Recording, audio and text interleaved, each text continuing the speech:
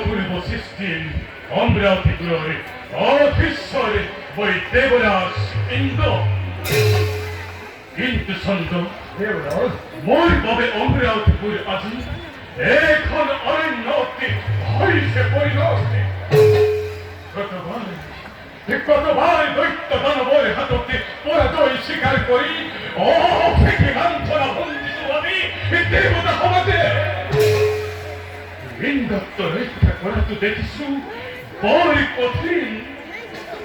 দেবরাজ ইয়া করে নিরাক্ষর সাহিত্য করে আপনি ইমান দুর্বল ভয় করে লেগেছে ভাই।